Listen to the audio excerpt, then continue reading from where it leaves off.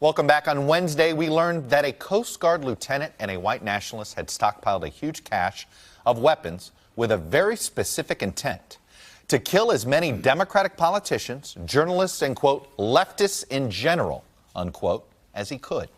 It wasn't until Friday afternoon, a week after this man's arrest, that President Trump had tweeted about everything from so-called fake news to the wall to the actor Jussie Smollett, that the president finally commented on this case, and then only when asked. I think it's a shame.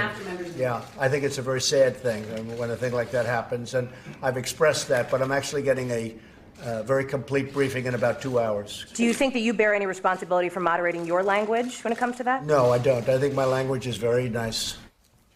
Joining me now to talk about this case of alleged domestic terrorism is the former Homeland Security Secretary, Jay Johnson. Mr. Johnson, welcome back to Meet the Press. Chuck, thanks for having me.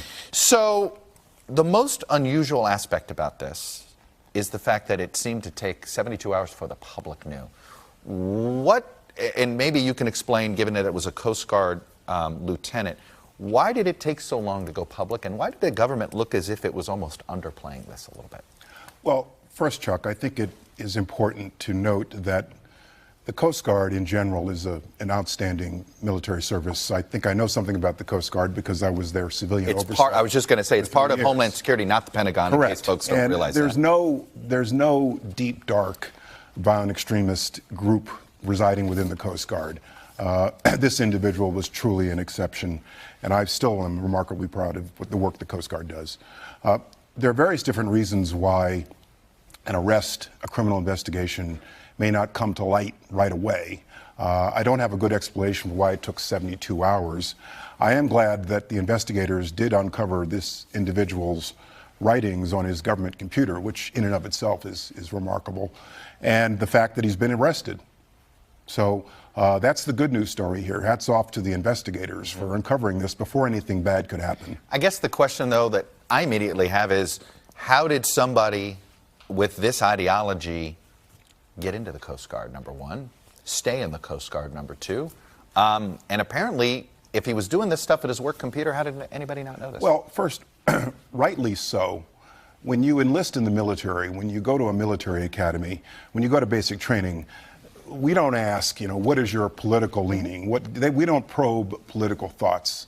The U.S. military, our services should be apolitical, and for the most part, they are. They're apolitical and remarkably professional. So to go down the road of probing people's views on things is a dangerous road. We do, I think, need to do a better job of rooting out people who harbor extremist views that could turn to violence. And again, I think the good news story here is that we did, in fact, uncover this individual's plans and his hatred before he was able to act on it.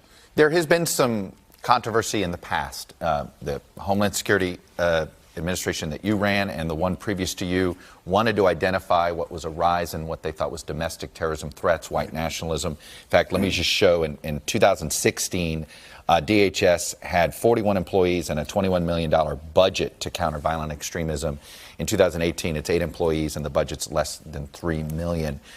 But the debate seems... That's going in the wrong direction. The debate seems to be, though, that what conservatives argue is that, hey, you're trying to police speech, that this isn't the same as, say, countering violent, radical Islamic extremism. Now, what the mission needs to be about is not policing speech, not curbing speech, not discouraging free speech and the expression of ideas, but building bridges to communities from which terrorist organizations or hate groups might seek to recruit. Mm-hmm.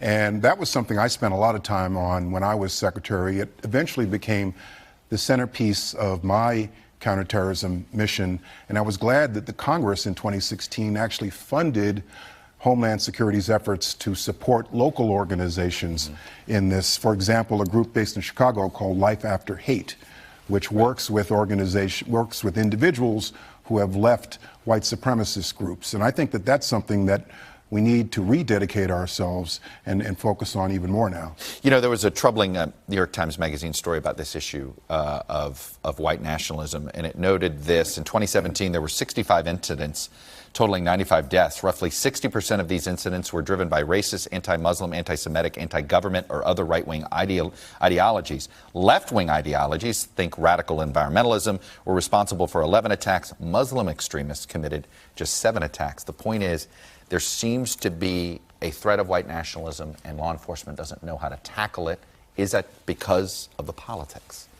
Well, I hope not.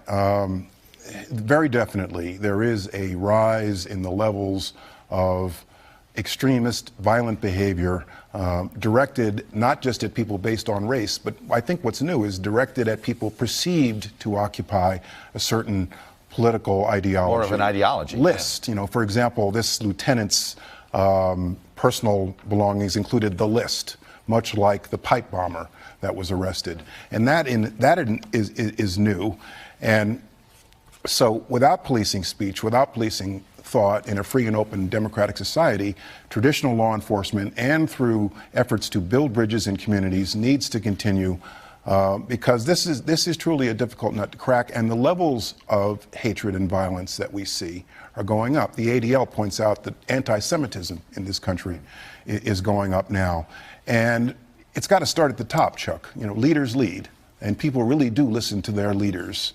And the level of dialogue is deviating downward. The civility of our dialogue is deviating downward, such that individuals like this Coast Guard lieutenant feel emboldened and perhaps even entitled to take matters into his own hands and carry out acts of violence. So you're basically saying because the president doesn't condemn this, because the president doesn't want to take the lead on this, there's not much government can do until he does? I think it's incumbent upon all our leadership across the spectrum to lower the levels of to raise the levels of our civil discourse, discourage violence, call it out wherever it might exist on the political spectrum. All right, I got to ask you very quickly. We're going to have this vote on whether this is an emergency at the border. There's some Democrats that have actually talked about removing some fencing at the border. Is it a national emergency? And would you actually be in favor of seeing less fencing than is there now? I am not in favor of seeing less fencing than there is now. I think that we need to continue our efforts at border security, smart investments in use of the taxpayers' dollars in border security. I do not believe that it was appropriate for the president to invoke Section 2808 of Title 10. That is intended for military construction in support of a war or a national emergency historically overseas. And so this is really, in my judgment, trying to fit a square peg in a round hole. Better to work with Congress and collectively come to the smartest, best solution. Jay Johnson, former Secretary of the Department of Homeland Security. Thanks for coming. Thanks for having me on. Good to see you, and thanks for sharing your views. Hey, NBC News fans, thanks for checking out our YouTube channel. Subscribe by clicking on that button down here, and then click on any of the videos over here to watch the latest interviews, show highlights, and digital exclusives. Thanks for watching.